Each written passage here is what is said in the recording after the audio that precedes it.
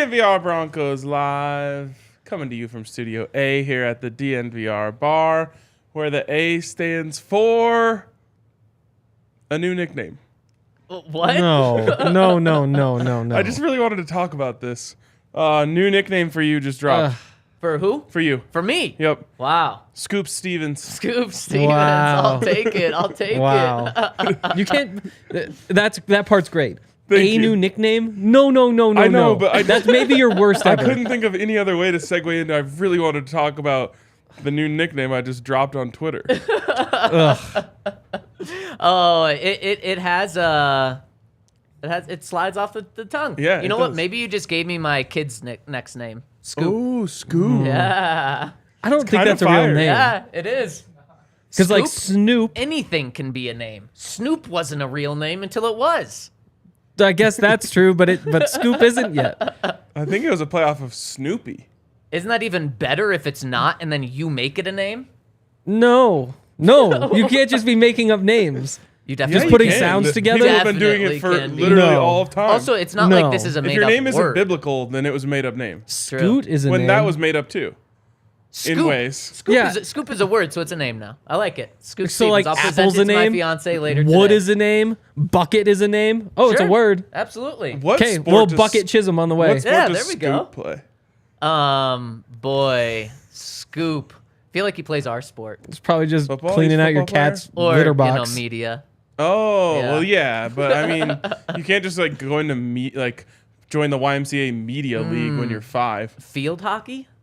A Oh, kid named lacrosse. Named Lacrosse, Scoop is yep, not yep. playing sports. No. Yeah, they Field are. hockey. He's the first baseman in a baseball team. That's true, too. Scooping it up. There Or a we defensive go, lineman, yeah. although it's Zach's jeans, probably not. No. Probably not looking good. Speaking of Zach's jeans, he doesn't own it. I don't own True. jeans. And speaking of jeans, no one on this set is wearing jeans. Nope. So I Big day. commend you guys. you Welcome. can't really to the tell club. from the camera, but these are corduroy joggers. Yeah, They those are. nice. Thank you. They They're look really comfy. Yeah. the opposite of jeans.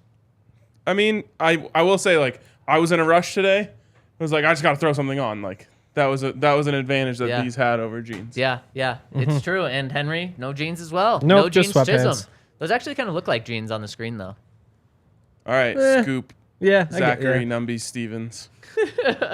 What do you got for us? The Broncos have their first coordinator in place. Let's go. Special teams. They've taken care Most of important special teams. first. It is most important first, and it's not the guy that everyone thought after he tweeted #FigureItOut yesterday. It is not Mike. What did you see the tweet? No. Oh man. Westy's got a Twitter account? Old Westy not Yeah. only has a Twitter account. I think he followed me. He did. He Probably, followed all yeah. 3 of us plus the DNVR Broncos account. And He's then following said, figure it everybody. out. And here's exactly what he said yesterday in a tweet. By the way, in this tweet, he also includes himself a picture of himself snowboarding. There we go. Westy. On the hill, Mike Westhoff, of course, and he says last ride and #Jackson Hole before heading to @Denver, Colorado to meet up with an old friend. #Figure it out. #NFL coach. #special teams. #author. Kind of Man. an interesting one. Well, yeah. Sean Payton has a book with Big Dunk. Oh, so he was referring to the author as Sean Payton. Yeah. Ah. The author of one of the greatest offenses of all time. Damn. He I I also would guess could he have. was promoting his own book. Could be. I would think so. Yeah. I think he should have said, I'm about to begin my quest off to Denver. That would be terrible. I would somehow be out on the hire. Wow. That would have been incredible. No. He's been thinking of that one for 29 years as a special teams And I coordinator. came up with a better one in 10 seconds. That's pretty good. That is pretty impressive. Thank you.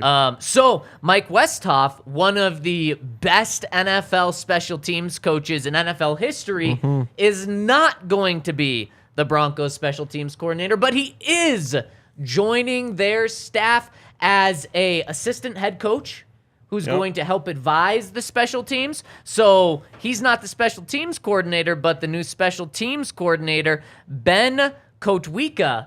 Nice. That's who it is. He's going to have a lot of help from Mike on the special teams. Yes, I would like to preemptively give Mike Westhoff an award.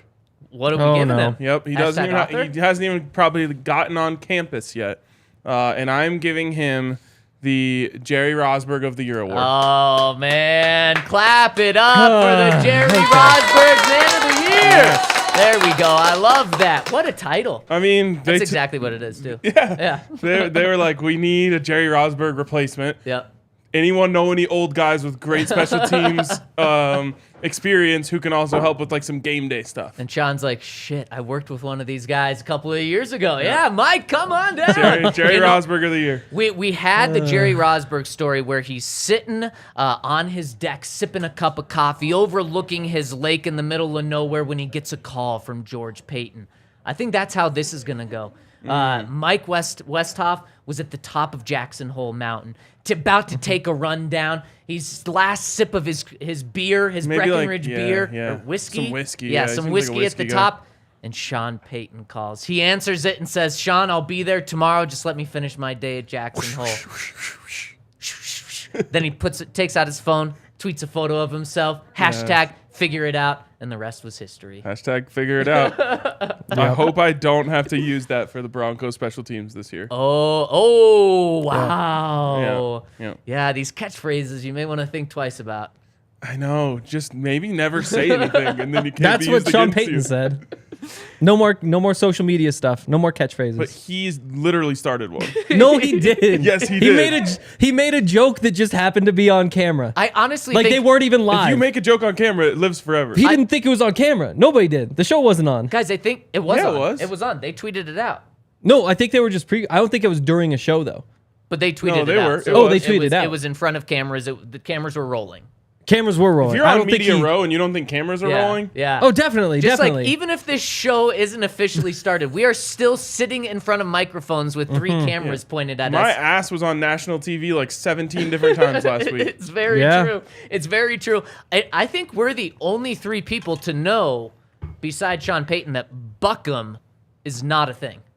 That's true because we didn't even include Because that in we our didn't video. include it. No. Yeah. No. Sean Payton shot that down last week after joking about not just with that little clip on McAfee, but then the next day when he Doubled actually down. went on the show, he was asked about it. And yeah, he doubled down. Now, it was kind of one of those things where you don't really know he's joking. And so you take it as serious. Just like when Dwayne Stukes says something and it's a joke, but he doesn't say it in a joking way, you take it as serious. But he told us after, in a very serious tone, no, that's not happening. That's not a thing. I actually had a hard time bouncing back from that. Like I was ready to get things off to a Yep, fun, yep, nice. yep. I said, "All right, coach, we're Yep. going with Buckham, huh?" Yeah. No.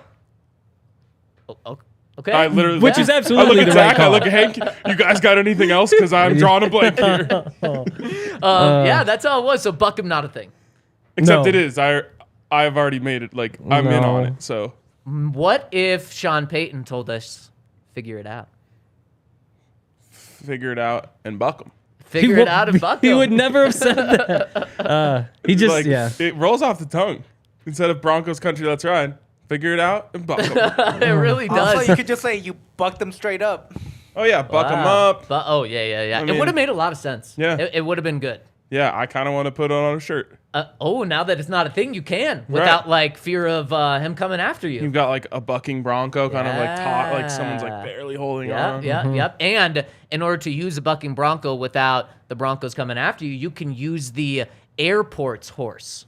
Oh, Yeah. Wouldn't the yeah. airport come a after you? certified killer. It really is a killer. I think she, I don't know, just turned like No, 19. it's definitely a he. 15. It's a he. Yeah. Oh, did they packing. show it? Yeah. It's the size of us. Probably. So yeah. Anyway, Buckham not a thing. Nope. Figure it out, maybe. Buckham a thing now, but like in a funny way. It's exactly, yes, in a way that we can use without fear of hurting the Broncos. It's a bit. I think of it as like when LDJ sees like a terrible national media member take, we'll just be like, Buckham. I like it. Who is LDJ? Oh, come on, bro. The legend. Larry Den Jr. is what it stands for. Yep. Our guy, Legendary LDJ. commenter. In the comment section. Has Really? LDJ not been around since No. Hank's been around? Definitely. I know LDJ's still rolling with Really? this. Yeah, for sure. Yeah. Huh. He gets frustrated by national Okay. media Yep. members. He somehow hears sees everything. every single show that's ever been on TV. Yeah. Anytime they talk about the Broncos, like, you know, you could have a Google alert anytime like a word is in a story. He has that, but sometimes anytime someone says Broncos anywhere in the country, LDJ knows. He'll be like, He knows. they were talking on Tennessee radio, and I can't believe. We're like, oh, you live in Tennessee? He's like, no, I live in LA. Right, exactly. Now maybe we need Mike Kowika needs Ben. a phrase. Ben, thank you. I'm getting all Mike, good. Ben, Westhog all confused. But Ben Kowika, the Broncos special teams coordinator, 48 years old. He's been a special teams coordinator in the NFL for 8 seasons. Last year, he was the assistant special teams coordinator with the Minnesota Vikings. The year before that, he actually went back to his alma mater to work in the personnel department, which is the Air Force Academy. But then the year before that, he was the Falcons special teams coordinator. And how about this, guys? Pretty much every coach we've talked about being connected with the Broncos has been with Sean Payton at some point in time on the Saints coaching staff. Not Ben. Fresh blood. That's something I wanted to see a little bit of. It doesn't have to be the entire coaching staff. I understand wanting to surround yourself with guys that you're familiar with, but I like that at least one of the coordinators is someone from the outside, not just in Sean Payton's circle. Now, of course, Mike Westhock is in Sean Payton's circle, worked with him for a couple of years, but I just like that there's some fresh new ideas coming from That's Ben. 5 of the 6 years that Rex Ryan was in New York. Kowika was there. Oh, here we go. Yeah, And so that's Westhock was with him Yep. and Rex Ryan in New York. yep. Wow. That's So wild. there's the conspiracy theory. Did you see the account that Mike Westhoff tagged, the Denver, Colorado Oh, yeah. account? I haven't looked at the account itself. It has 214 followers and hasn't tweeted since November of 2020 when they tweeted Denver, Colorado, Wed, Nov, 11th, AM forecast. Today, partly cloudy, high 50. Tonight, mostly clear, low 22. And how many likes did that get? 2. So they were like, yeah, not worth it anymore. They were just like, gonna shut this let's just account hang it down. up. Yep. Maybe that's his account that he's trying to boost up now. Maybe. Oh. You just clicked on it. So, yeah. I mean, it got engagement. That's true. This thing just tweeted the forecast every day for like years. Never got any interaction ever. Maybe, I mean, as a special teams coordinator, but maybe he's a big forecast weather guy. They went from July 2011 to November 2020, just putting out tweets with 0 likes. Wow. At some point, they had to say, we're done. Yep. But Mike, a big fan of that. Big fan. These really are good hires, though. Like, these are incredible. Like, you go back Wants to through. talk ball. I really want to talk ball. We haven't even talked about the guys. Ben Kowika, I mean, you look back through ISU's DVOA for special teams, like that. It's hard to get good reads on anything. They put as much thought into it as anybody. He's been really up and down. The last couple years when he was with the Vikings, I think there was one where he's in the 20s. There's one where he was like top 5. And so you see the ups and the downs, but there's obviously a lot of experience. He wasn't with anyone in 2021. Yeah, in 2020. He was with the 20 Falcons. Was that Falcons? Yeah. Oh, yeah, because Vikings were after. Falcons, 2019, 2020. But yeah, so one good year, one bad. And that's kind of been what it's like all the way through. Never like bottoming out, but consistently top 10. Mike Westhoff, though, like if he's really overseeing these things, that is just such a massive win. I mean, he got his first special teams coaching job in 1982. Then he was with the Dolphins for basically, I think it was all but 2 of Dan Marino's seasons. That's a ridiculously long time to be the coach. That means he was coaching before MASH ended. Yes, he was. He was. Yeah, and then he goes to the Jets 2001 to 2012. 9 of those 12 seasons, special teams ranked in the top 10. Yeah. 2 of those years that they weren't were the first and the last year. So there was this really long, consistent run. Decent results when he came out of retirement for Sean Payton the first time. Like having both of those guys on your staff, that you could make the case that they have the best special teams coaching situation in the league.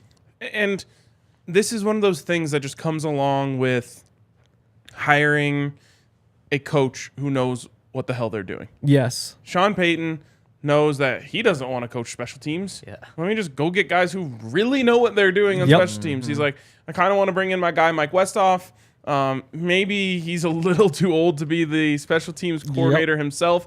So let's bring in a guy that Rex loves and also bring in Mike Westhoff. And, he can go skiing half the days if he wants to, or he can come hang out with me.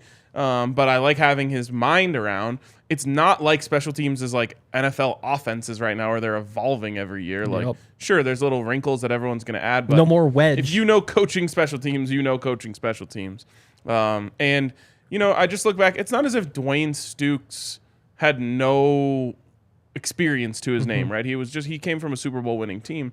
But looking back, would you have taken Jerry Rosburg as a special teams coach off the rip instead of Dwayne Stukes? Yep. Probably. 100%. Probably. So this is Sean Payton just knowing what he's doing. This is like the not learning on the job side of things. I mean, Vance Joseph hired Brock Olivo, for God's sakes. Right. With all due respect to Brock, who had some funny quotes, he didn't know what he was doing, and he wasn't respected by the players. Yep. And they just go through this, and like finally, they get to Tom McMahon, who at least seemingly had experience. Yeah. Crazy enough, almost a decade. Most famous for the worst play in NFL history. Yeah. Maybe before the Cowboys' last Very play true. of the season this year. But, it's just comforting when they make a hire like this, and it's just like, all right, Sean Payton knows what he's doing. And there's a great backup plan there, too, in case things go off the rail. Or, you know what Dwayne Stukes should have done last year? When Jerry Rosburg got in the building week 3, instead of totally pushing away his help and not even acknowledging, really, that he was in the building, a great special teams coordinator, he probably should have reached out and said, how can you help me? I'm struggling. This unit's struggling. What advice can you give me? It's clear that Mike and Ben are going to be connected from the start, both hired on the same day, both coming in at the same time. They're going to work as a team, and I think that's just going to help both of those guys. So I don't really think that it's going to be, okay, this is a backup plan in case you fire Ben, then you're going to have Mike ready to go. It's going to be, no. Mike's going to be here to help Ben, so we don't need to fire either of these guys. So I think it's just fantastic. And now it's crazy after how bad the Broncos special teams has been. I'm not worried about him moving forward. Now, could it take a couple of years for them to turn from one of the worst units in the league to one of the best? Yes, but do I expect them to be dead last in categories like they were last year? No, they're going to improve this year. And I mean, they are a package deal. Like you said, they will work together. I think it was his first NFL job for Ben Kotwica. That was given to him by Mike Westhoff. That was 2007, 2008. He's special teams quality control. And then 2009 to 2012, again with Mike Westhoff there, he's the assistant special teams coach. And then when Westhoff retires, that's when he took over as the Jets special teams coordinator. So they know each other well. They work well. It's a lot like the Nuggets a couple years ago when they said who was it?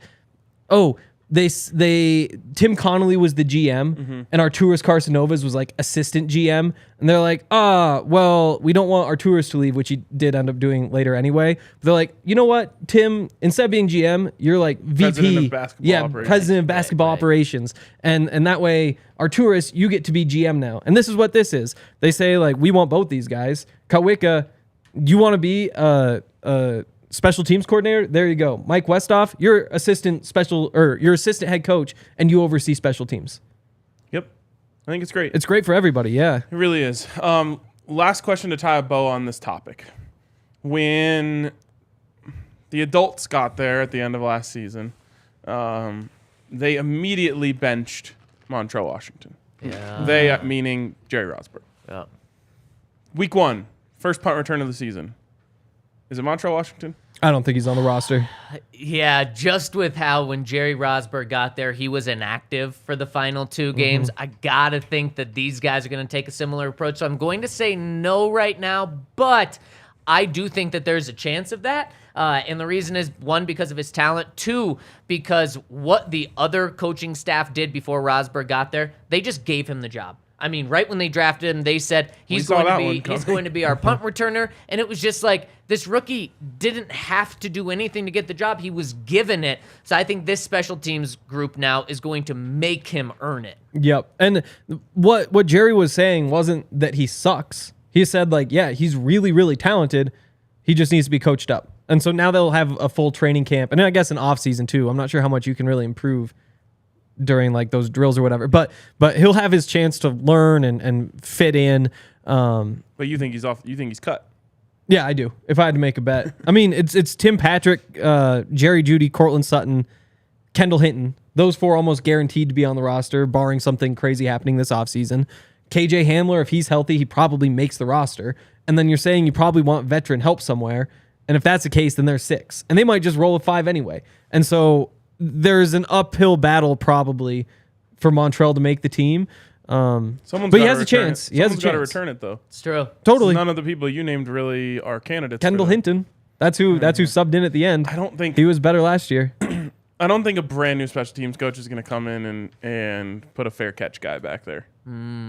Fair catch guy comes in when you're like worried that you're screwing up and you might get fired. They're going to want some juice. Yeah. Chase Edmonds, he got some returns at the end before he got hurt, right? Or was that Boone who returned a couple? No, who fumbled one? I think Chase got 1. Yeah, he did because somebody got hurt, I think. Did he fumble it? Someone fumbled it. Someone did. I can't remember off the top of my head. It's like, what are we doing here? They put a different guy back there every time. Put KJ back there. Do you think that Montrell's a returner? I do. Okay. Huh. Yeah, I just think the long leash will be like, all right, let's start with the talented guy. They'll coach him up, I guess.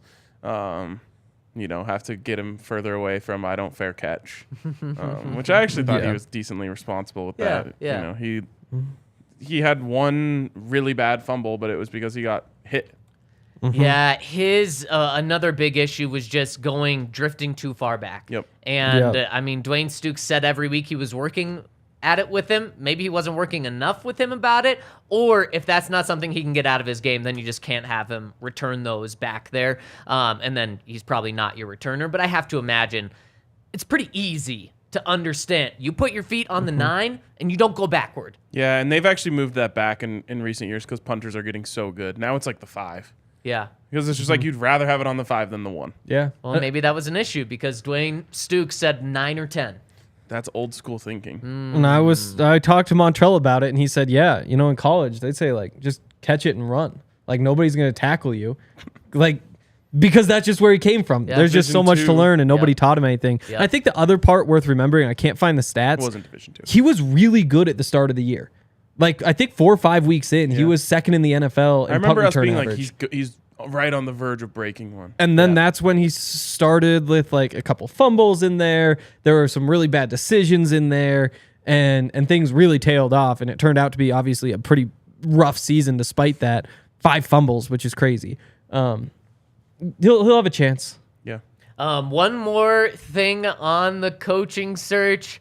Old friend Vance Joseph is in the building today interviewing for the Broncos defensive coordinator job. I know a lot of people, 36 hours ago when the news came out that that the Broncos requested to interview him, a lot of people said, oh, please block it, Arizona. Don't actually let this happen. Please just make this a negotiating tactic to get Rex Ryan. It still could be that, but they're serious enough to the point where they're not just talking to him over the phone, having a Zoom, going to Arizona to meet. They're having him in the building today. And when someone's in the building, there's always a chance that they don't leave until they get a contract. Please, no. Ryan, Henry and I talked about this yesterday. Henry used different words, but had a very similar tone as you just had. Explain why. Call up Johnny Venerable right now. Essentially what I said Get yesterday. him on the horn. Get him on the horn. Ask him how things went with Vance Joseph in Arizona. And it actually got off to a screaming start. They were like top 10, I think, in the league for like the first half of his first season there. And it was like, okay, like he was one of those guys who's just a better coordinator than he is a head coach. And from that moment on, the wheels completely came off. He completely misused Isaiah Simmons. Big time. Basically, just turned him into a wasted pick. Similar with Zaven Collins. Yeah, Zaven Collins was underutilized and played out of position a bit.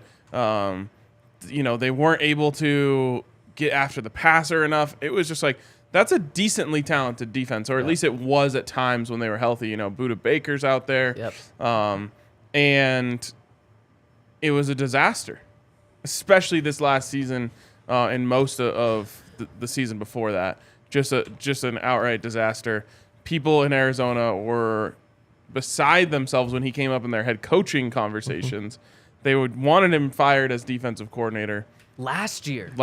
But I don't think it was last year. I think last summer there was still some hype. Again, I didn't tune in. From our PHNX guys. But listening to the national podcasts, and this was the year where the numbers backed it up. Last year was the year the numbers said they were good.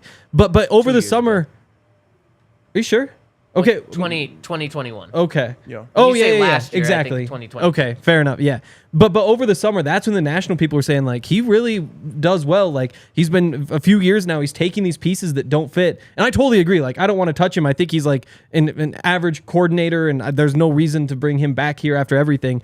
But even this summer, there was some love for what he was doing. And also, like, Isaiah Simmons, the other linebacker, Zaven Collins, like, the knock on those guys was that they are tweeners. Like, yes, they have like the size and speed and strength, but what do you do with Isaiah Simmons? Do you make him a slow safety? Do you make him an undersized linebacker? Do you ask him to be just a pure pass rusher, which he rarely did in college? Like, those hybrid players, sometimes they work, If you're going to use but for the most part, they pick, don't.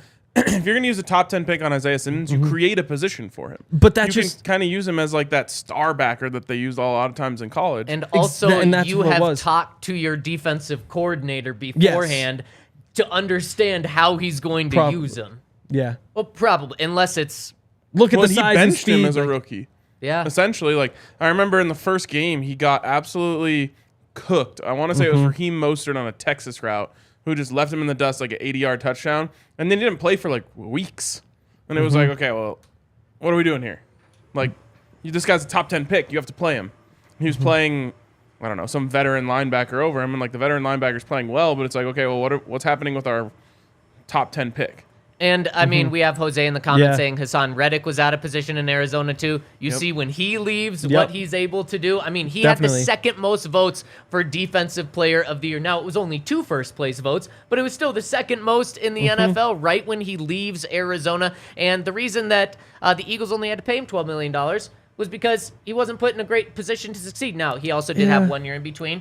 But for me, and what I come down to is what Ryan said, and I pointed to it yesterday, is just the people that were closest to it in Arizona wanted him gone for years, honestly, and think that they should, that they wanted him out of the building so quickly this year. And the record of success, I know he was a head coach here, but he inherited a defense that was 1 year removed from being all-time, and they gave up the 22nd most points in the NFL. Now, it's not all on the defense. They gave up the 3rd most yards that year, but the next year, the defense completely fell off. And it just, for Sean Payton, it would just feel like an underwhelming move. There's a lot of reasons I don't like this. One of them includes Vance Joseph is not liked here. And that matters because anything that goes wrong, he is going to be such an intense scapegoat for anything that goes wrong on the defensive side of the ball. I just don't want that from a energy standpoint. Like, that's just bad vibes. True.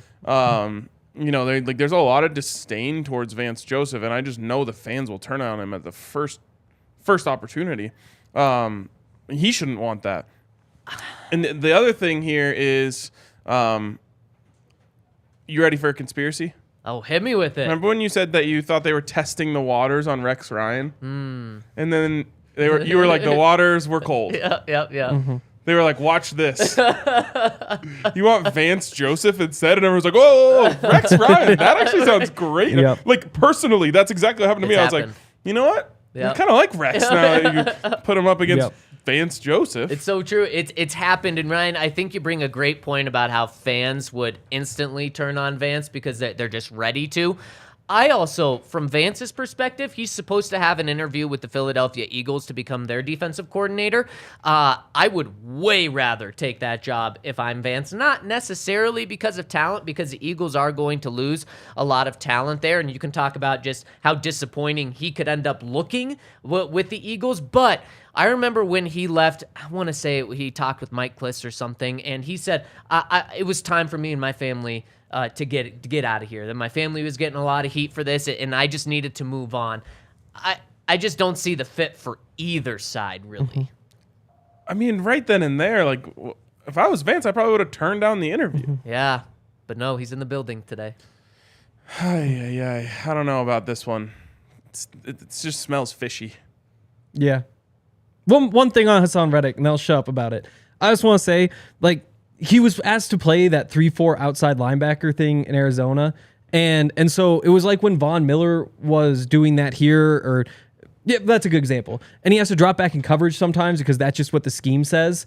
And sure, like, could you have said, like, that final season, 73% of the time he was dropping in coverage on a passing play. 73% he was rushing. Flip side was passing. This year it was like 88%. And that's just kind of how the scheme dictated it. And part of it is you can't let it do it. But again, at the same time, though, like, what? He had 16 sacks this year? His last year in Arizona, he had 12.5. And he's not doing nearly as much pass. It's not like he was horrible. Well, no, but then but Henry, that's where I completely disagree with you. If you are a coach who says my scheme is more important than playing to the player's strengths, what are you doing? If they would have blitzed and had Hassan Reddick go after the passer the 88% of the time instead of the 73, then he has 15, 16 sacks. So I completely disagree with you there. I think that is a huge indictment on coaching. Yeah. At the same time, though, like, you can't just switch to a 4-3. Like, no, at some but point, you can change it where he's always rushing. Like we got after Vic Fangio, who's a great defensive mind. When he drops Von Miller back in coverage at all, Von Miller in the slot on Chase Claypool. Exactly. when you do that, what are you doing? Yep. And now I'm not saying those guys have to rush the passer 100% of the time, because look how brilliant it was in the AFC Championship game when Von dropped back. But you know what made that so sneaky? Is Von never did that. Yeah. He never did that. So it was one of the few times. Instead of one every 4 plays, could you imagine if that was happening with Von Miller? I also was rewatching Super Bowl 50 highlights the other night, and I saw Von Miller like covering a wheel route from the back down the sideline. And I was like, wow. Don't remember this. So yeah, I mean, I don't even really understand why anyone wants Vance Joseph to be their defensive coordinator, because he doesn't have a good record anytime.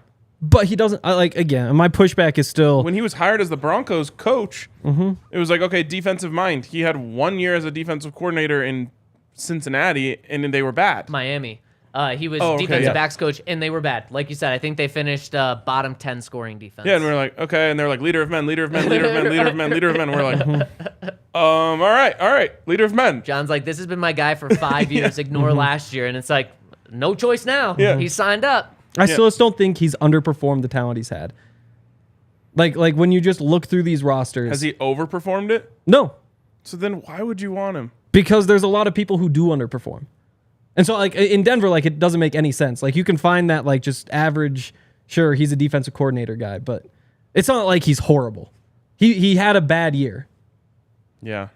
I think he's had many bad years. I think he was good the year I before. think he's had more, and here, when it's brought up statistically, 4 of his 7 years at running a defense, whether it's head coach or coordinator, he's been in the bottom half of the NFL in yards and points.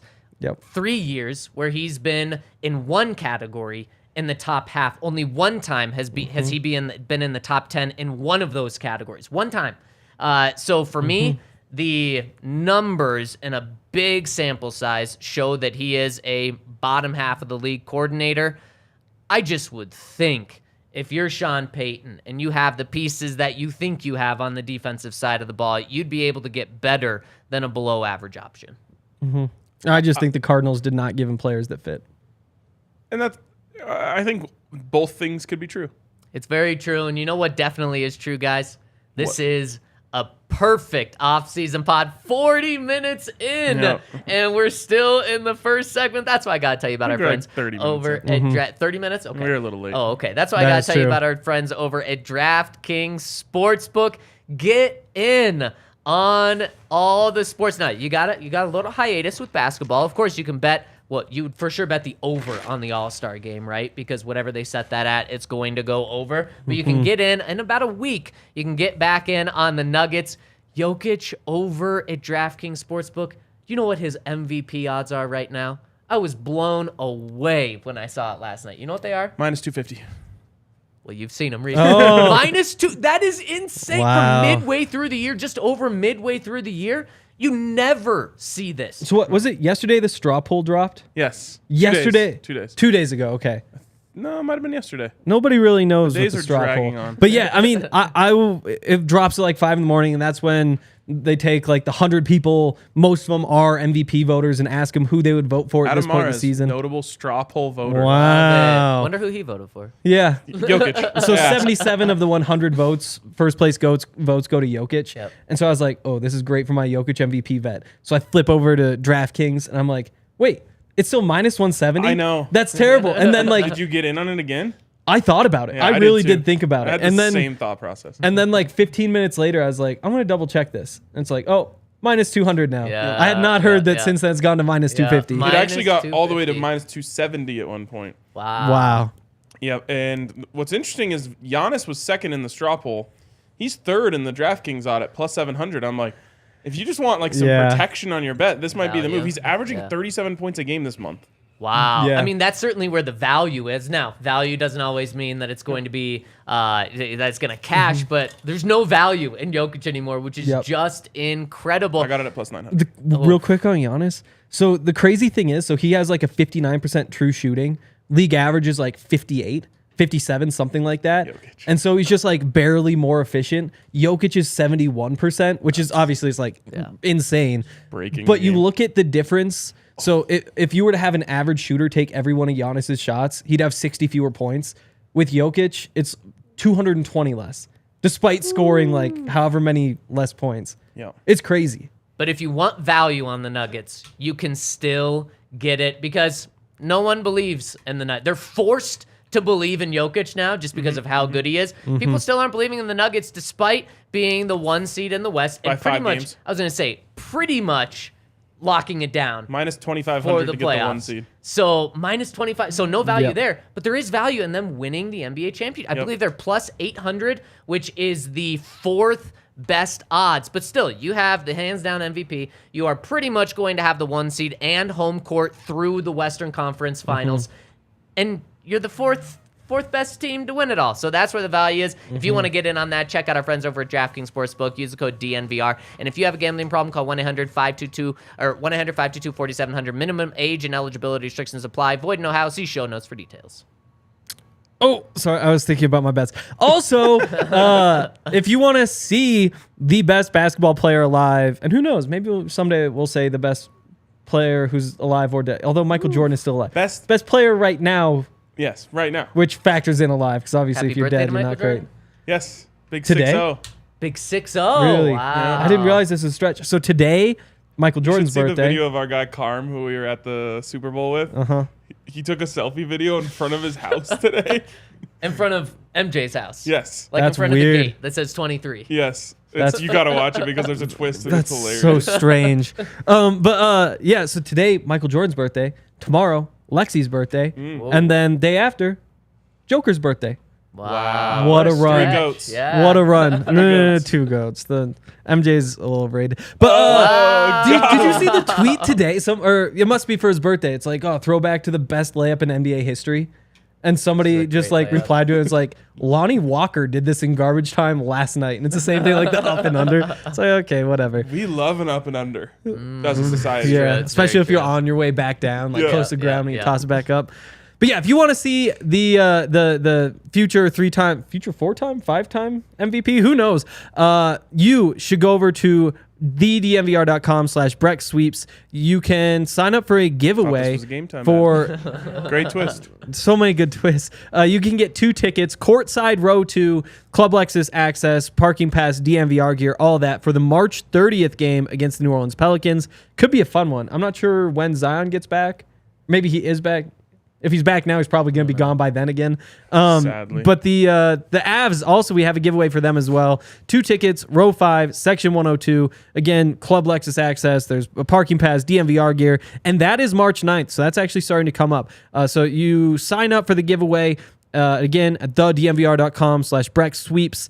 And you must be 21 or older, and we'll pick winners a week before each game. So definitely go do that. There's a link in the YouTube description, a link in the podcast description. Go watch some great teams because of us and Breckenridge Brewery. And if you're watching on YouTube, there's even a QR code that you can scan. Wow. Really cool new features we got going on. Speaking of watching on YouTube, hit us with a thumbs up if you're tuning in. Subscribe. Gotta get to 200. Yeah, we got to. We got it's a Friday. The vibes are good, so hit us with that. And also, if you're listening on podcast side, hit us with a 5-star review. We would really appreciate it. I hate to extend this podcast, but I have a thing that we just need to talk about. Okay. Oh, This whole concept of getting rid of the QB sneak Oh, boy. is one of the softest things that's ever happened in football. wow. So you're calling Sean Payton soft? Yes. Wow. Actually, that was like just like I hated all the energy behind that Whoa. comment. So explain.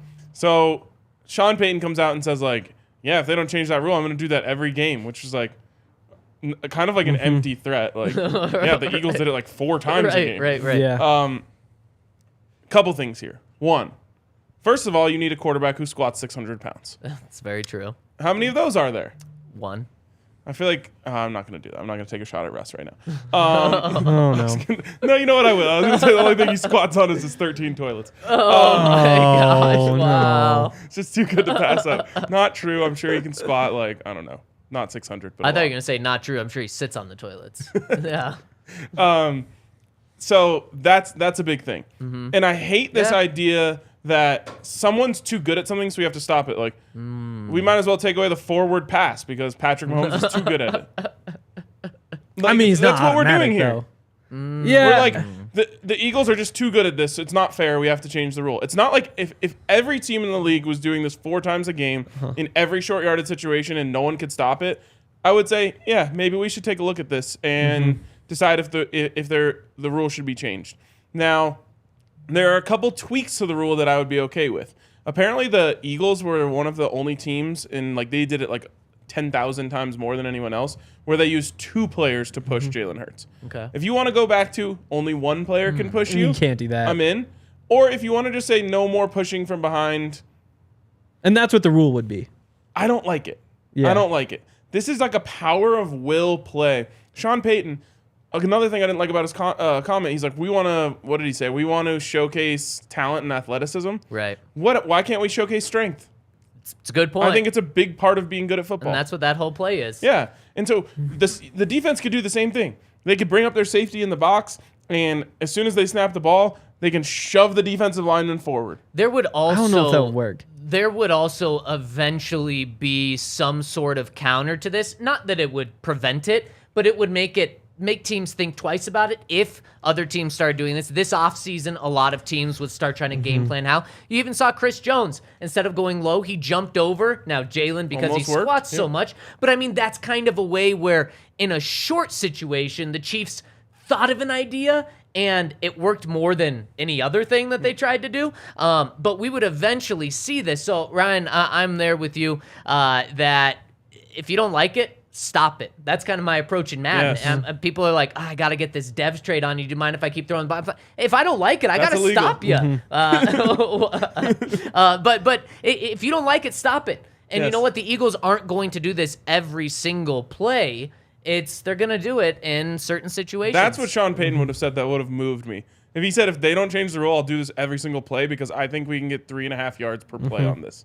And Then that, yeah. I would love it. And Yeah. I'm basically right there with you. Like, if next year every team is doing it and it's working every time, then maybe you talk about it. At the same time, like, I don't mind strong guys being rewarded in football. Like, it's football, and we've moved way too far the other way. But if every team in the league is like, oh, it's 3rd and 4, we could sneak this and get 2 yards here and 2 yards on the next one and expect to get 4 total over the course of 2 sneaks 90% of the time, that would suck to watch. Yeah. It would suck to watch if every 3rd and 4 and closer, there's like, yeah, we can do this twice and get it. But make them do it. Definitely make them do it. And there's, like you said, there's the Jalen Hurts part. I think that more important is just that offensive line. Like, they're doing it behind Jason Kelsey, behind Isaac Seumalo. Yes. Yeah. And they've had, Nick Sirianni reached out to the rugby coach or whatever to learn how rugby scrums work and how the leverage works to make it work. Like, it's not, there are technical aspects to it, and I don't think that any team could line up and do it technically or physically, but if they do, then next year we can have the talk. I am fine with them eliminating 2 people being able to push him, even 1 person potentially pushing him, but because they do change things and tweak things. Like, this just reminds me of you can't line up over the center on a field goal kick or something. But that was a safety thing. Yeah. You could make the argument this is a safety thing with like necks and stuff in the middle. People getting hurt. That may be how they enforce this. And the rule that they're talking about has been there's no more pushing from behind because that was banned until 2005, and so that's what they would bring back. I personally again, I don't think it's needed right now. You can wait a year. If they said you couldn't have two people push, I would hate that because it just seems because that just doesn't only come into play on the sneak. It's not just having two people line up. It's like, oh, there's Javonte, angry run. There's Quinn Miners blocking behind him. Oh, Garrett Bowles got there. Let them both push. Don't make Garrett wait till Quinn falls off and then he has to push. You could just say only on QB sneaks. I hate rules like that, though, where you're saying, this situation, that situation. Just come up with one rule. The rules need to be simpler, not more Do complicated. you think college football holders should have to hover their knee above the ground? No. But, again, it's the same thing with the spike, too. Where it's that's kind of a confusing one. But I guess the intentional grounding thing does have the clause where it's if there's pressure imminent or something, that's when it can be intentional grounding. But personally, if they said you can only have one push, I would hate that. If they want to take away the push in general, I wouldn't like it. But if football sucks next year because of this, then I could come around on it. I mean, it's impressive just how dominant the Eagles were with that because they found something that was unique to them, that they not only had an advantage with Jalen Hurts, but with their offensive line too, and they took advantage of it. Yeah. And it's not like it's a cheat code that has you win every game because they were very successful with it. They converted every single one in the Super Bowl, right? Yeah, in the Super Bowl. And they lost the game. So it's not like it's a cheat code where you're guaranteed to win the game because of it. Yeah. Yeah. And I don't know, I like when a team goes for it on 4th and inches against my team. I'm we have a chance for a huge momentum swing right here. Yeah. I want more 4th down attempts. It's one of the most exciting plays, I think. And we're seeing it. Yep. Seeing a lot of it. For sure. All right. Let's move on to the main topic of this podcast. An hour later. in, 50 minutes in. It's free agents. Yeah. So why don't we start here?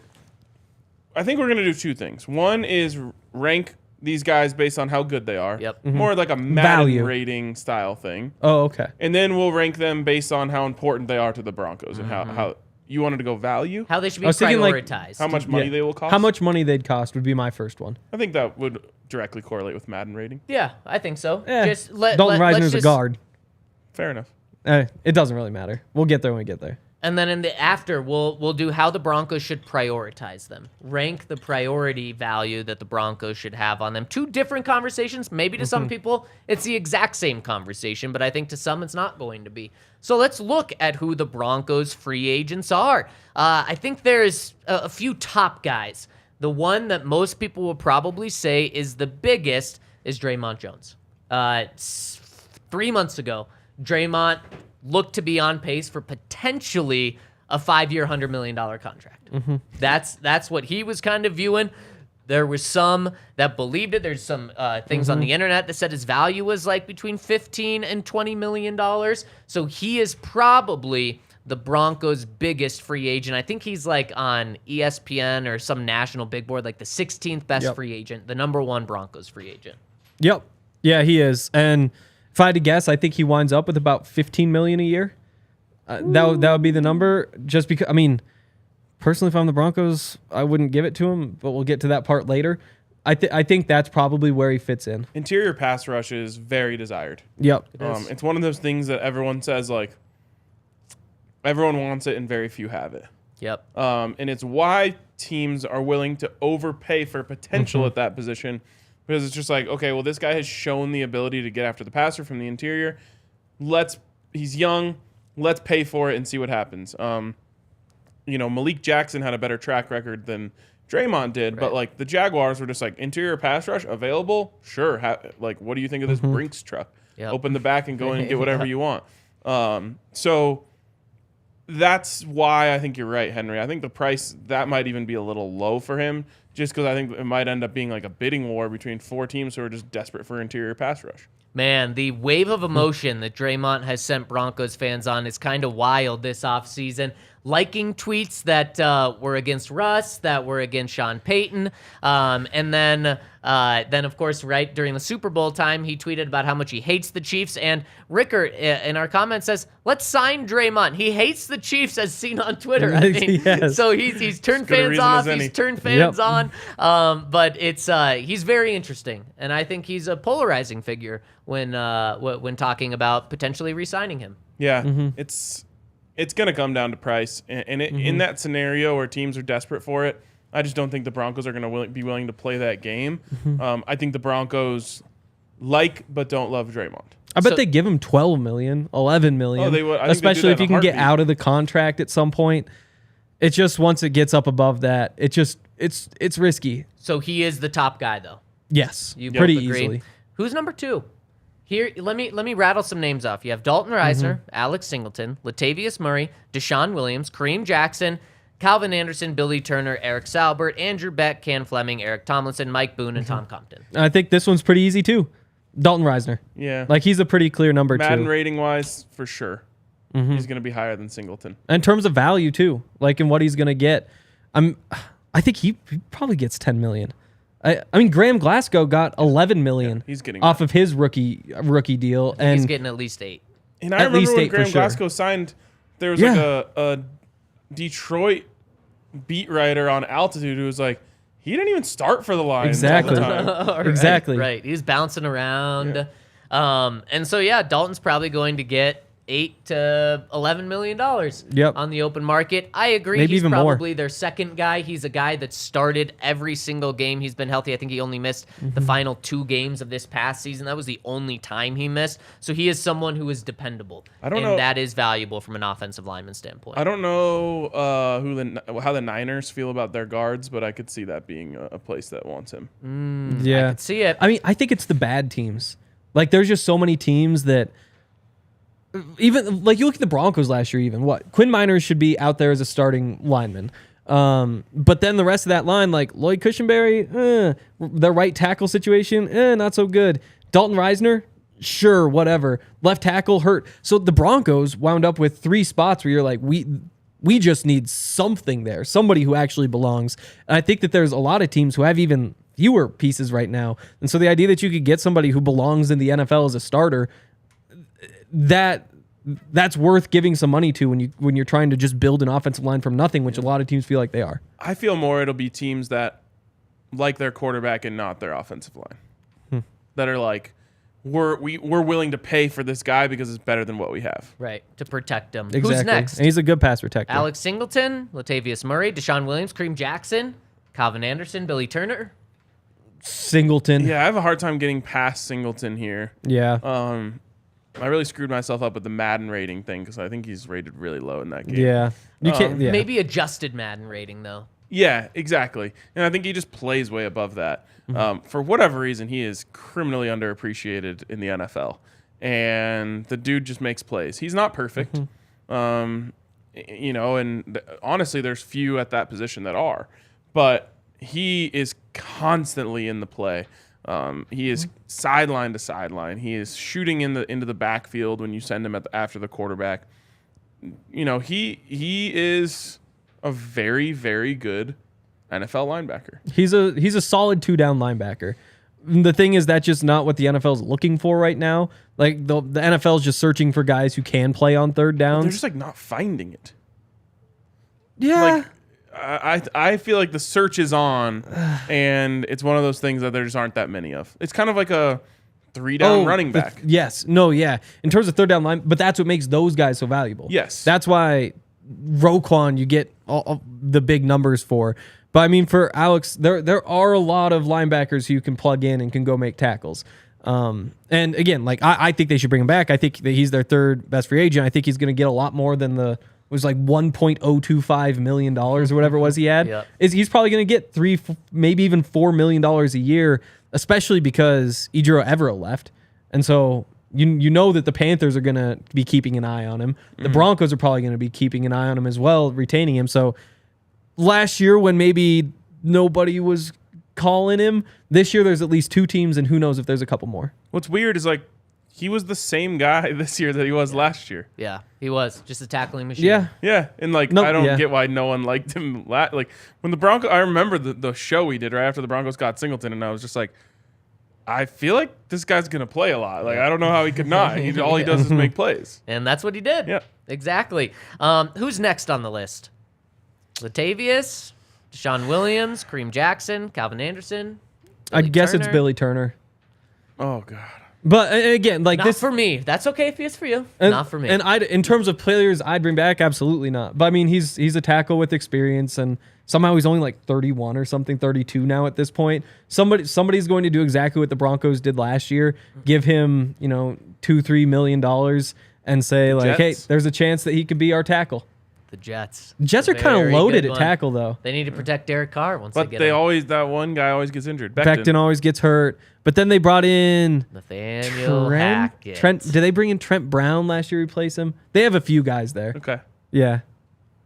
I think at this point it's kind of Kareem. the fact that he sat on the open market for a month last year, not bit- just the Broncos passed, every team passed on him. Didn't Billy Turner sit out there for a while Oh, too? yes, he did. Yes, he did. Yep. And that's why I think we're kind of in after those guys. Yeah. It's kind of just open. Yeah. For that. Yeah. Yeah, I think you're right. Now- Latavius, like, Yeah. I mean, he's another guy who's like, he had like I think also the 1.025 million or whatever last year.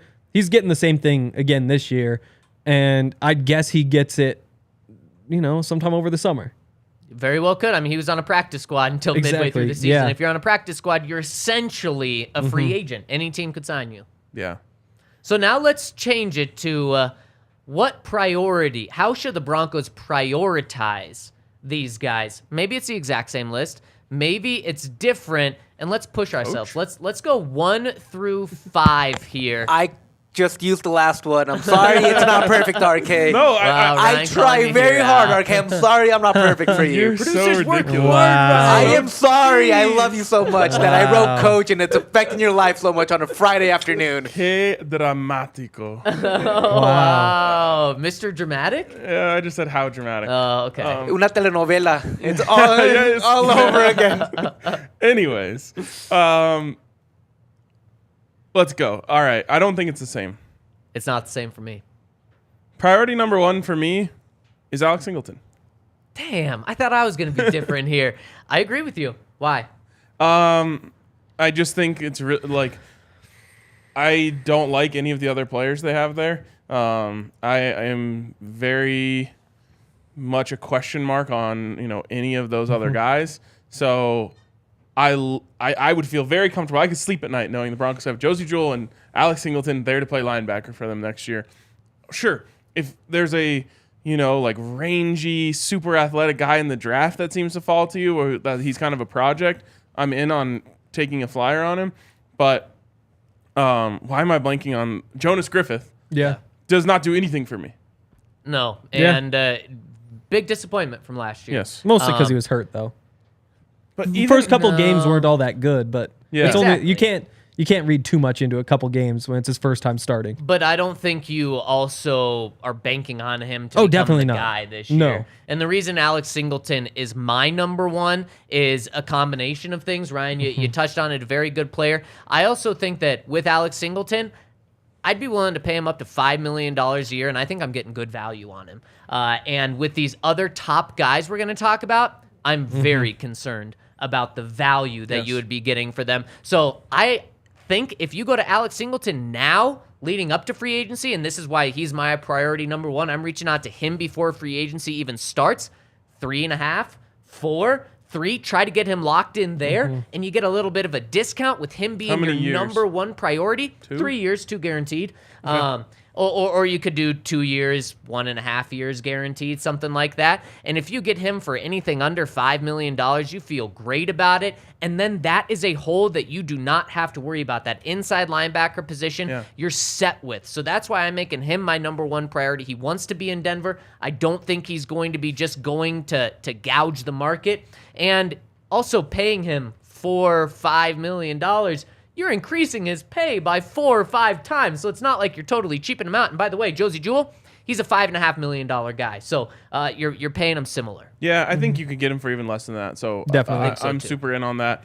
And again, it's just like I think last year, like mid-season, is like one of the only times that I wasn't like longing for more from the Broncos linebackers. Like, sure, if you have a Roquan, if you have a, Devin White or whatever, you're feeling good about the fact that you just leave them out there. They can cover, they can do it. Like, yeah, when like Travis Kelce runs by Alex Singleton on an over route, it's a bummer. And it's just like the Broncos haven't ever wanted to invest big time in terms of draft capital at that position. Of course, regimes change and that could change, but they don't have high draft capital this year, so it's not happening. There's not like a big free agent out that's coming free that I would love to go after.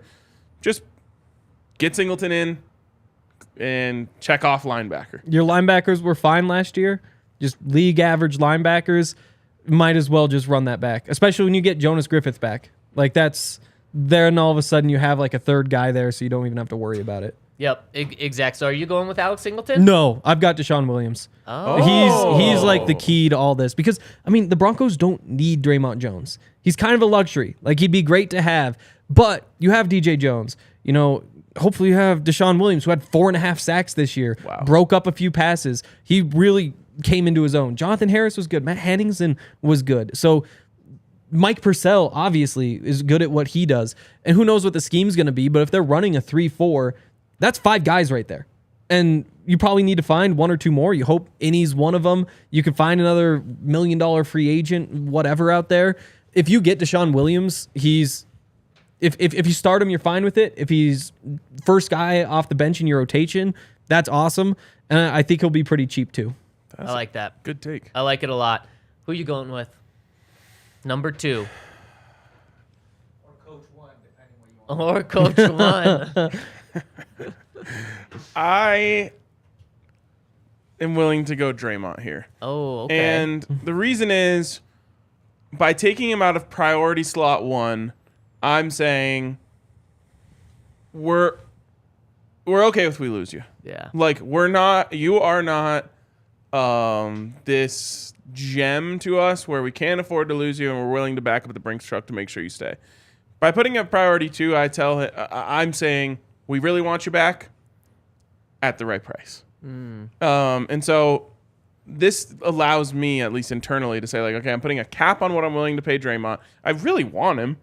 Like you said, Henry, he's a bit of a luxury, but a great luxury to have. And, I would say maybe even more important than a luxury.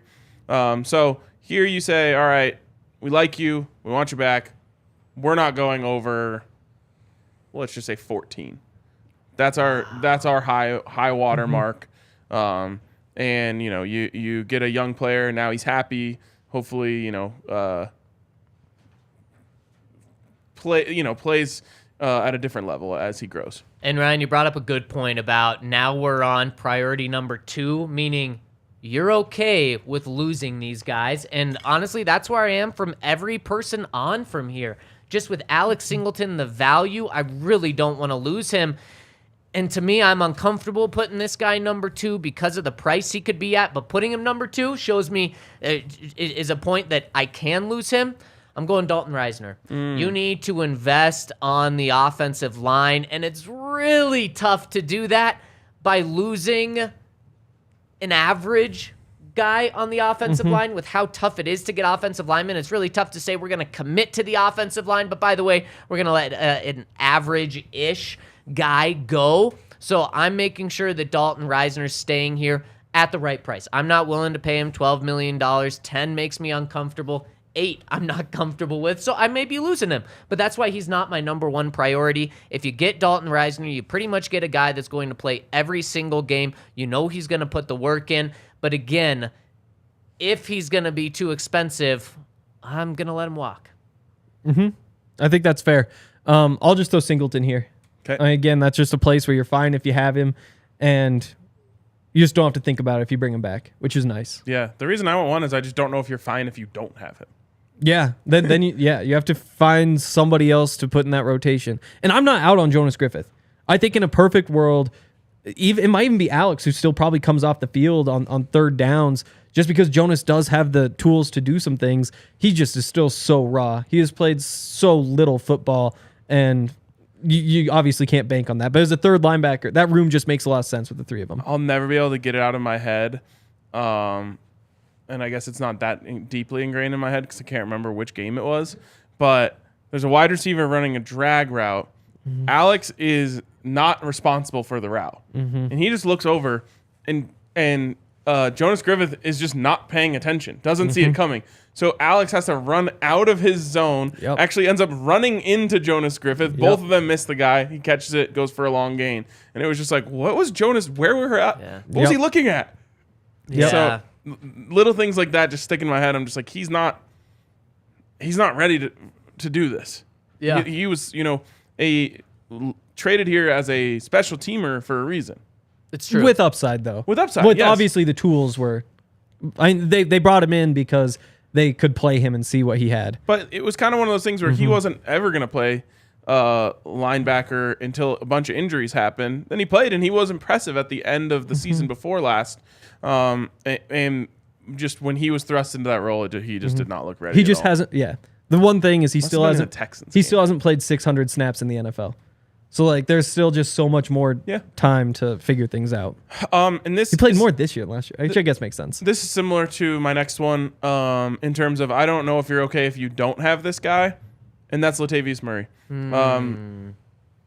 I am a big believer in just go to take a late round flyer on a running back and see what happens. We've seen what happened with Isaiah Pacheco. He's not the only one, but he's obviously the most recent example of just like take a flyer on a guy who had great production in college or showed great flashes in college and see what happens. But you have to have a backup plan. And Javonte Williams, Lord knows when he's going to be healthy. So if you don't have Latavius Murray, you've got nothing in the backfield other than, like Tyler Beatty. I don't know. What else do they have there? Chase Edmonds. Yep. I just want to sign Latavius Murray and say, okay, now we have a piece. Let's use one of our draft picks to get a running back. We'll take our chances on that. If that running back isn't ready yet, then we're cool with, Latavius Murray giving us his 4 yards per carry, for a few weeks to start the season. And then you hope that Javonte comes back healthy at some point during the year. Yeah, it's a good point. With my number 3, I'm going to go where Hank's gone. I'm going to go Deshaun Williams. And a reason for this is great value. He is a guy where, like you said, Henry. Yeah, shout out to Walmart for that. Like you said, Henry. Ads. Yeah, no free ads, especially for them.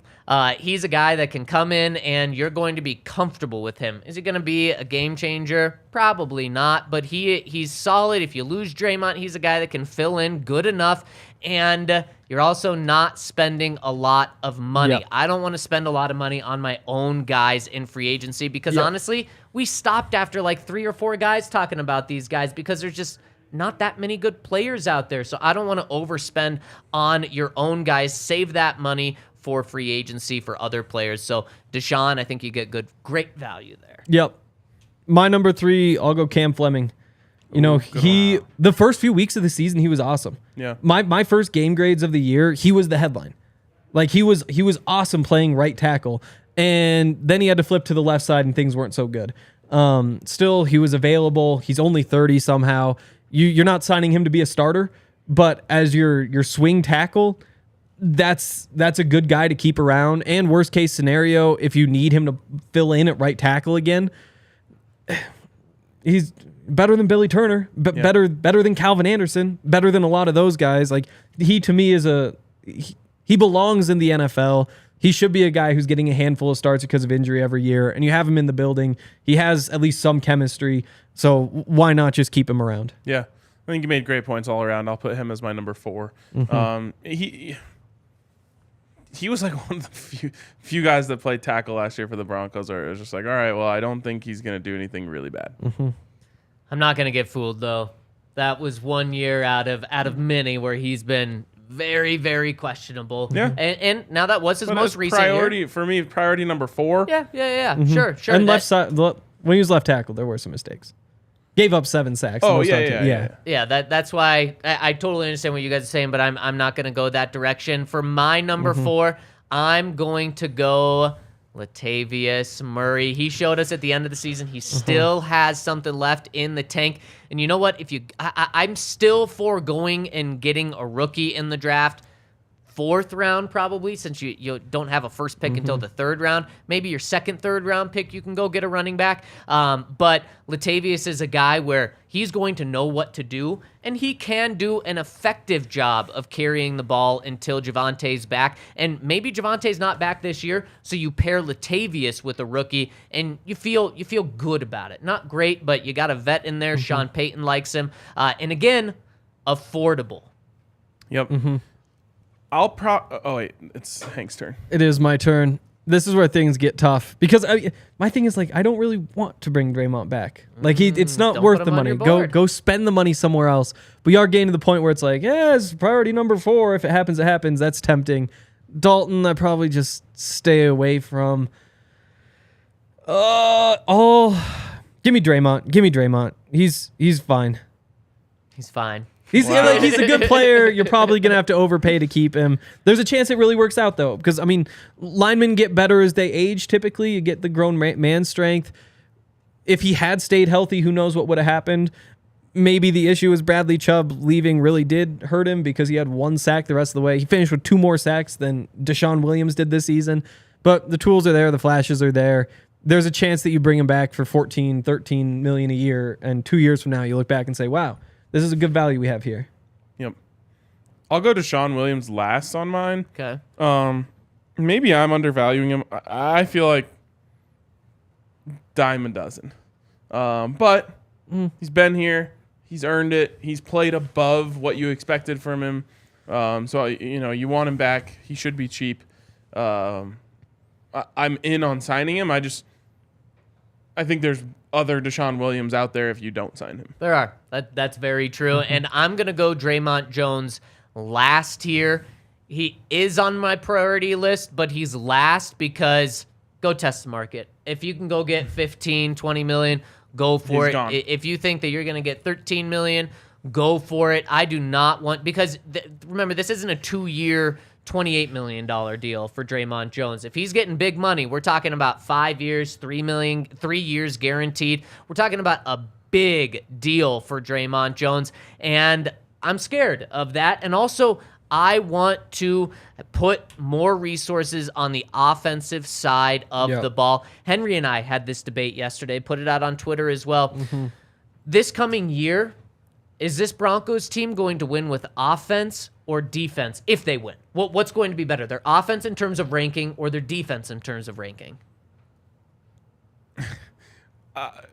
If they're good, I don't know. I still think it has to be the defense. I do too. Okay. And I think they're probably going to be both very close. I think they're both going to be close to average. But I think if they're actually going to make a push and have a winning record, it's actually going to be their offense that takes that step moving forward. And I think it's going to be the years moving forward, way more so the offense in the future. And that's why I don't want to lock up guys on the defensive side of the ball who are good players. I don't want to lock them up for great money for the next 5 years. I want that money for the offensive side of the ball. Obviously, Pat Surtain, he's not a good player. He's a great player, and you pay those type of guys. So then are you thinking like you should trade a Courtland Sutton and sorts things of that nature because you need to open up positions on the offense that you can upgrade at? Potentially, or specifically, I'm thinking offensive line. You upgrade everywhere you can. And again, that's why I'm uncomfortable putting Dalton Risner there, paying him money to be, paying him great money to be a good, okay player. But again, I don't want to just make another hole on offense. Yeah, that's the struggle of all this. Is like, I would love to invest money on the offensive side of the ball. They kind of already have. They got a really expensive quarterback, 2 decently paid wide receivers, a high round pick at running back, first round pick at left tackle. So there's a lot of invested. You kind of just have to start like saying, okay, we screwed this up. Yep. And start trading guys to say like, okay, we're going to trade Courtland Sutton this year because next year there's a good, and I'm just guessing, there's a good free agent wide receiver class. So we want to open up that spot so we can go pay and get someone. And at the same time, though, this year you're only going to be able to have true upgrades in free agency. So you're going to have that money to spend because you're not realistically getting big upgrades with your 2 third-round picks. Yeah, it's an interesting one here. Henry, you want to close out your list? It's so hard at this point. Like Latavius would be nice. There's also so many running backs out there. And like to me, you just have to spend money to get a running back this year. There isn't really a way around it. Rookie running backs don't do shit as a rookie unless they're drafted in the first 2 rounds, like by the numbers. And so that's why Pacheco, I know, him. But like 1 in 3 third-round running backs winds up with 500 rushing yards as a rookie. That's just not a gamble you can take. And I think Chase Edmonds is probably gone. I wonder how much that changes in positions that are desperate. open. Yeah, true. Because like you might draft a 3rd-round running back when you have like I don't know. Josh Jacobs as your running back. Yep. And, I don't think they actually did that. But you know what I mean? Yeah. And so you're like, oh, well, he's a free agent next year. We want to bring in this guy, but he's not actually going to play this year. Yeah. But then, I mean, they only have the 2 third-round picks. And it goes to 1 and 4 in the 4th, and then 1 and 10 in the 5th. And so at some point, like, are you really going to so I don't know. I think running back has a higher, I'd be curious, the other positions, I would say running back has a higher percentage to hit in those rounds, though. I think long-term, yes. Short-term, no. Really? I think running backs can come in and play right away. The numbers just say they can't. But compare that to the other positions, though, and I guess you don't have that. It's not a fair question to ask. Yeah. Receiver would be the easy I come. feel like running back's one that you can come in and play. But the numbers still say, regardless, if you bet on that, it's not going to work out for you. So I'll take Latavius for that reason. Okay. Because I think that gives you the flexibility to, like, what? So Chase Edmonds, they pay him $6 million if they keep him, nothing if they don't. And so you can say, like, take 3.5 because we have some leverage now. Then you can go and sign somebody to more money after that. You can draft a running back. Javante's kind of your 4th. So, yeah, bring back Latavius. He's good for the locker room. When was Tyler Algier drafted? I'm not I think sure. he was outside of the 2nd. Then Damon Pierce. Yep. But Pacheco. Yep. Definitely. But again, like, I have the numbers, though. And if it's 5th round, there's been 1 of 11 in the last, I think it's 5 years, who have, in the 5th round, have gotten 500 yards as a rookie.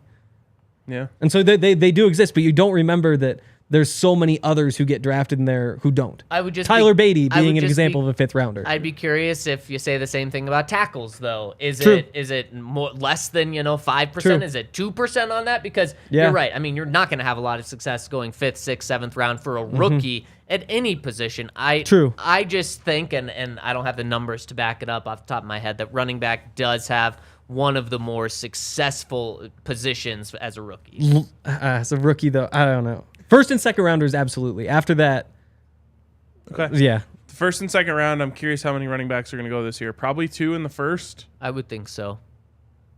I guess 1. Bijan Robinson. Yeah, I guess he's the only one. Alabama kid. I think he's probly 2nd, but there's a chance. I think he's going at the end of 1. Okay. Interesting. Not to the Broncos anymore. Certainly. True. You know what's interesting is getting weed delivered straight to your door. Yes. And our friends over at Jive Hive are making it happen. And why it's interesting, they're the first of a kind to do this, because typically you got to get in your car, you got to go to the store and get it. But no, not at Jive Hive. And if you want to see all the places that they deliver, you can check out jivehive.com, because they don't have any brick or mortar stores. So not only do they bring the weed to you, but it makes it cheaper because they're not paying for a big overhead for so many different stores. You get privacy and security with this. You don't have to leave. If you're already partying, you can just stay at home. So it's the safe option. It's the affordable option. And it's the convenient option. You can go to jivehive.com, or you can just scan the QR code on the screen right now. And right now, they're delivering to Greenwood Village, Aurora, Monument, Fountain, and various areas of El Paso County. They're continuing to expand, so make sure to check out jivehive.com to see just where they deliver right now. Go check them out, jivehive.com. That's JIVEHYVE.com. And also make sure that you call 222-2222 if somebody does something horrible to you. If you have been injured in an accident or basically in whatever way, but it was not your fault, then you can call Baxton Shanker and they will help you win your case. They've won over $1 billion for Coloradans over the past 25 plus years. And they have 30 lawyers on staff so that they can serve all of Colorado. They also have neighborhood offices in Denver, Aurora, Inglewood, and Fort Collins. There's no fee until they win your case. So you can call them, set up your consultation. They won't charge you. They'll work your case all the way through, and they won't charge you until the end. And if they win you their money, your money, which they probably will, then that is when they will send you the bill. Baxton Shaker helps with all kinds of injury cases where you weren't at fault: car accidents, motorcycles, ride shares, pedestrians, trucks. We can even help if you're injured at work. Call us at 222-2222 to find out if you have a case for free. Baxton Shaker wins. Boom, there we go. Should we hop into the questions and talk to the people? Got some super chats. And we just hit 100 likes. Let's get to 200 before the day is over. So hit us with a thumbs up. We'd appreciate it. And first, super chat. We're getting like 1 like per minute at this pace. That is really sad. Well, we got to go in another 100 minutes. Sorry, Dre, who's waiting here to do best. We got another hour and a half. Jacob Weddle says, we need to go all in on Rex Ryan and let the foot fetish defense reign supreme. In all honesty, if we get Vance Joseph and not Sexy Rexy, I may pull my hair out. Boy, reading that comment, it reminds me of what you said earlier, Ryan. I'm not quite sure if Jacob and a lot of people are pulling for Sexy Rexy Rex Ryan if Vance Joseph isn't in this conversation right now. Patrick Smythe. He's good. I have to say, it's crazy how you can be the head coach of a team that took Mark Sanchez to 2 AFC championship games, and all anyone can remember is that you like feet. Yeah. I didn't even know the feet. And his teeth. Yeah. Fake teeth. For sure. And that he really does not like Russell Wilson. Did not like him last year. I know. I watched that clip. Now, there might be other clips. I thought it was actually not as bad as I thought. He basically said, like, yeah, the Broncos and Russ are terrible, but it's because they're not putting him in the right situations. Was this the one like a month ago? I don't know. It was just the one that hit my timeline yesterday. There was one right before the Broncos season ended, and he said there's no way Sean Payton takes that job out in Denver. Spoiler alert, not only does Sean take it, you follow him, right? What was the thing that Sean said in his introductory press conference where it's like, when you're on TV, you can't let the truth get in the way of a good story? Like, that's what all those TV guys can fall back on. Like, Rex can go up to Russ and be like, wow, that is just calling yourself a liar. Yeah. Oh, yeah, absolutely, it was. But that's, like, having that out there, now Rex can just go up to Russ and be like, yeah, you saw it. You weren't good last year. But I have to play it up because I'm on TV and want to stay on TV. It's such an easy thing for Rex to exactly move on from. Everything I say on this show is how I really feel in that moment. It might be That's like why people super listen. emotionally charged and like not logical, but it's really how I felt. So you don't want to say everything I say might be a lie just for the story? Yeah, exactly. Next one from Rickert Bohr says, why not hire a position coach from the Eagles defense? Sure. Why not? I mean, I guess they run a 4-3. Oh, so there's one reason to avoid the front seven. Also with that, tons of talent on the Eagles defensive side. Now, the coaching was obviously very good as well, but that would be a reason why not to, is they had a ton of pieces. Now, if the Eagles lose a bunch of pieces that they're expected to lose on defense and then go out and ball out, then maybe that's when you're hiring one of their guys. Yep. I mean, like, none of their position coaches are getting fired is the thing. You know, well, I guess they replace it. Maybe somebody brings in their own guys, but it's just tough to say, like, oh, yeah, those cornerbacks were awesome. Let's fire our cornerbacks coach, you know? Well, I think they're saying promote the cornerbacks coach to your defensive coordinator. But their top position coach on defense is likely going to get promoted. So then you'd be going to their second person. Also, if you want to go for a position coach and elevate them, just elevate Christian Parker. That's what I said yesterday. He's maybe my guy right now. I don't think it's going to happen. And Hank couldn't have hated it more, Ryan. Wow. I don't hate Christian Parker in particular all that much. You hated me saying promote him. I hated that you said that's a position where they should take a risk. I think defensive coordinator is a spot where you just, as long as the guy isn't bad, your defense is going to be good. Okay. And so you bring in the, like, whatever risk. In terms of risks to take, Christian Parker's way up there. Like, he's a top 3 candidate for me. Like he might be number 2. Good takes from both of you. Well, that's not really how Hank phrased it yesterday. I gotta say, he was very I tried really hard to make it clear. Parker. I tried really hard to make it clear that I like Christian Parker. I hate the idea of taking a risk intentionally. Hank is the anti-Christian. Wow. No, I'm not the anti-Christian Parker. Wow. I've been saying good things about him all year. Not yesterday. I'm gonna rewind. But you're a roller coaster. No one can know how you're very gonna feel. true. Oh my Very goodness! true. Go back and look at the tape, and I made it very clear. I didn't like the idea that you just take a risk there. I think you said it was the worst idea I've ever had. Are you being serious? Yeah, it was something along that those sounds like a lines. stretch. I don't think that's what I said. Oh, we but gotta go to definitely the not tape. Christian. I definitely kept saying Christian Parker would not be a bad hire. He's in terms of. I just don't hate remember the idea, that once. I just hate the idea of searching out a risk. It's like let's take a risk here. If anyone should know if it's a risk or not, it's the Denver Broncos. Like you either Right, really like him or you don't. yeah. 31 years old. It's also too. Sean Payton running the team now, though. Sure. It's very. It's his pick, and he they doesn't have know good him. intel And for that's him. why I don't think that'll happen. All right. Because of Next Sean. one is from Nick, who's asked Hassan Reddick also didn't have that insane Eagles interior line in Arizona. Helps to get pressure with the interior commanding so much respect. Yep. Again, like He played alongside J.J. Watt at one point. yeah, he did. But again, the tough part is it's a 3-4. And so in general, you send 4 players. And so do you send Chandler Jones or do you send Hassan Reddick because the other drops in coverage? And they still sent him 75% of the time. Hank, You know- you bring up that stat, and man, in my eyes, it's such a bad look. I Yes, know you're trying to say yes. it maybe a good way to me. The guy has 12 sacks, and 12 you and a half. held him back 25% of the time? But again, like, do you just take Chandler Jones off the field then? Because that's your other option. We went so long that the camera died. We're going to have to speed things up. Okay, Jacob Weddle says, Henry loves the Chiefs and hates Michael Oh, Jordan. no. I think it's time Oh, we wait. set up an No. intervention. Okay, I don't hate Michael Jordan. That I was just a funny joke. That he made exactly. about It was a Jordan. good joke, and Nikola Jokic is better. That's all I'm saying. Oh, yeah. I like MJ's it. number 2. Everyone can agree on this. LeBron sucks. I'll stand on that. LeBron sucks. Ooh. He That's- sucks. Guy Anthony Davis sucks. agrees with you.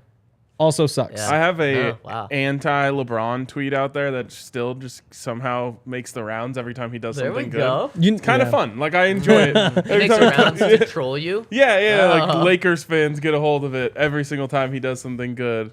And I'm just like, oh, I remember this tweet. This was fun. What know- was it? I just said like something along the lines of like, the thing they're not telling you is that LeBron is washed. You know what's crazy about Anthony Davis? He's like 6'11", massive, like superstar athlete.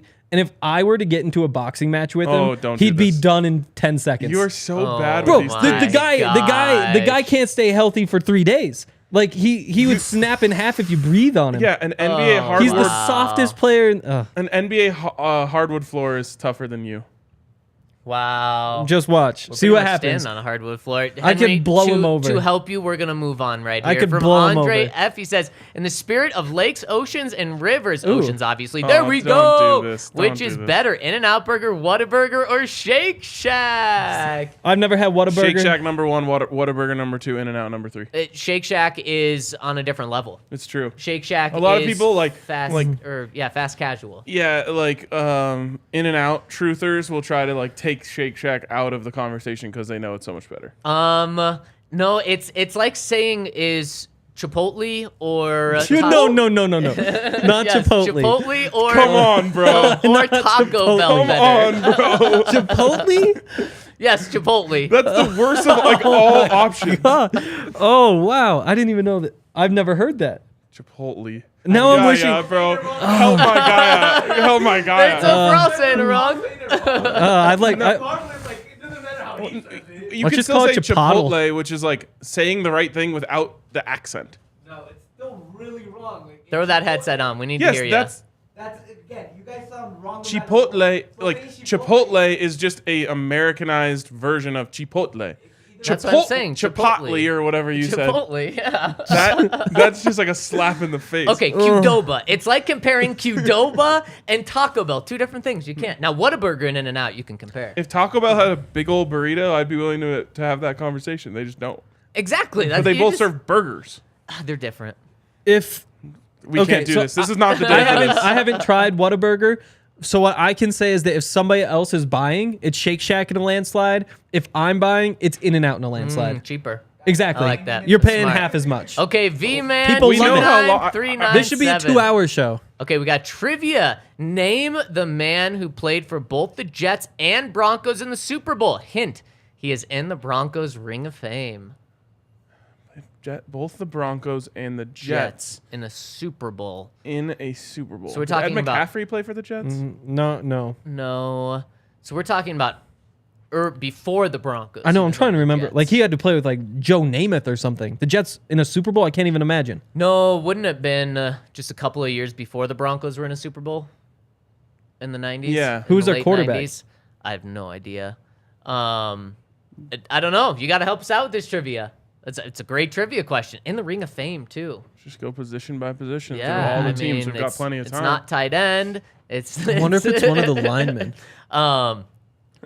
Is it Steve Atwater? Steve Oh. did. He played with the Jets. There's no I way thought he that went was to a after. Super Bowl. It was after, so that doesn't. Yeah. Yeah, that doesn't add up. Andre? The Jets haven't been to a Super Bowl since maybe. Okay, so I'm not crazy. They're thinking Steve Atwater. So it would be Steve, but it wouldn't be a Super Bowl. The furthest those. Maybe. But Broncos went to Super Bowls back then too. Yeah, right. I see what you're saying. Exactly. To Elway and Atwater. Exactly.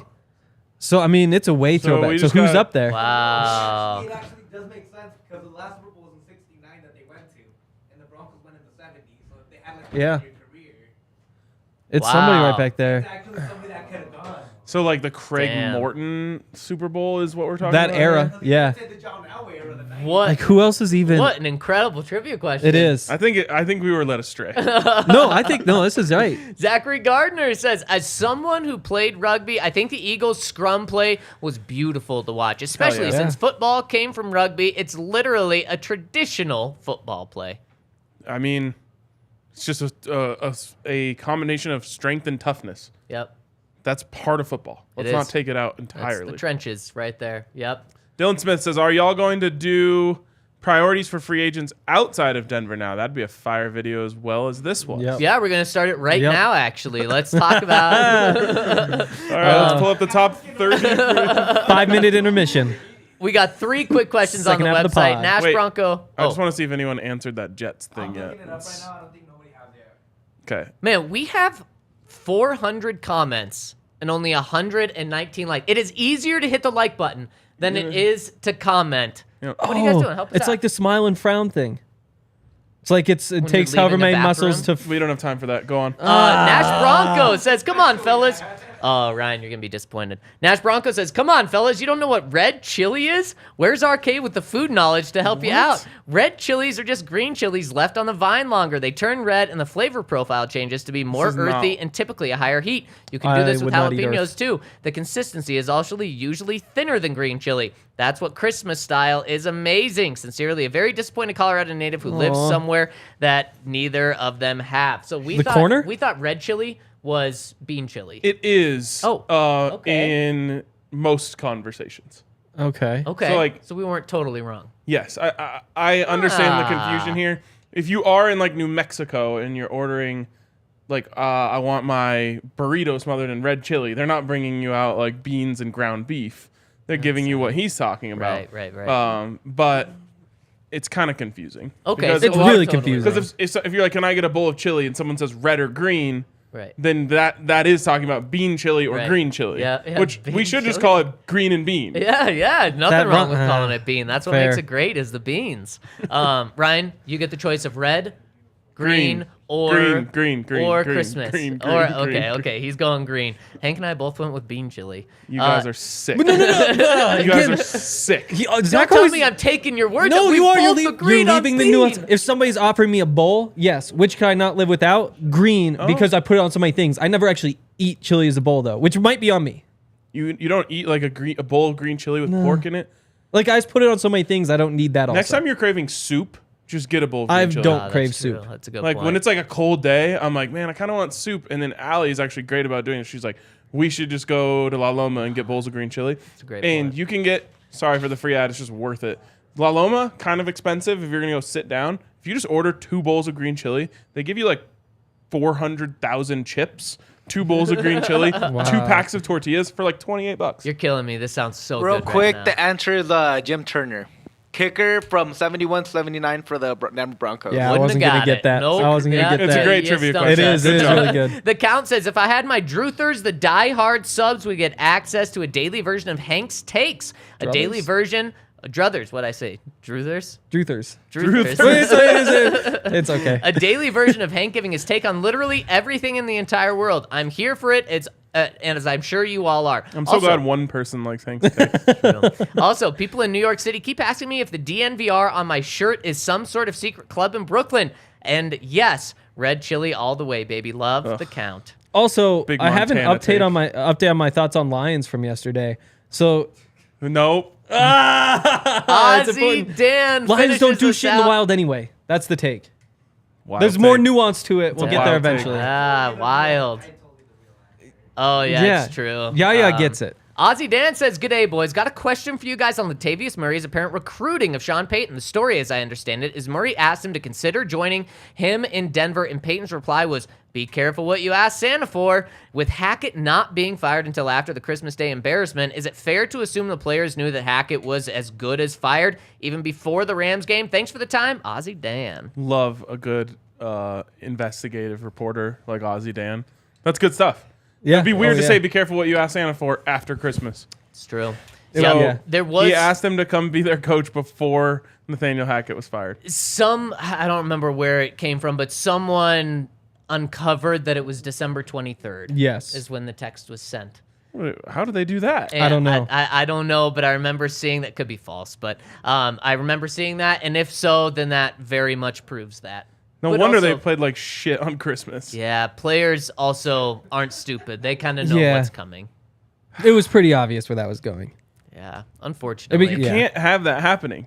No, you can't, and that's why you get fired. Yes. Yeah. But you also can't allow your players to be so out on a guy that they're texting other coaches to come coach them, and then they turn around and lose by 40 to a piece of shit team. And that's why you get fired 3 days later. Yeah, but Yeah. maybe the other people should be fired too. The internal people? Yeah. Yeah, it's true. You taking Latavius off your board? No, I'm not. No, not Latavius. I mean, like George Payton. Oh, like you package didn't know deal? that the team was so out on Hackett they're texting other coaches. That's a good point. It's a very good point. All Not that he right, could have fired him anyway, though.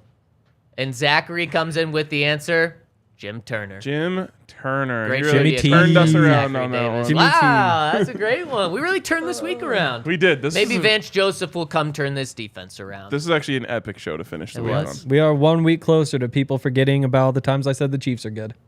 Don't As do you that. bring it up No. at the end No, of I'm the, just saying, I'm everyone's just- forgot. I'm just counting down the days. Like You're eventually, literally looking at this giant like scab on your arm, and you're like, I'm so close to the scab being healed. rips it it off. open. He's I'm like, I just hate saying. Christian Parker. Bleeding I all- love I the don't Chiefs. hate that. I don't love the Chiefs. I just Bleeding said all they over were again. good Look at and that. was right. You bleed red. I don't. I mean, yeah, I bleed red, but everybody yeah, does. You would say that. You do, and, And they the bleed thumbs red. downs Cut 'em. are coming Cut in them. hot My blood right is now. my blood is blue. Let me cut you. I'm going to cut you. My blood is Oh blue. my HR. See you Dre guys hasn't taken later. the training.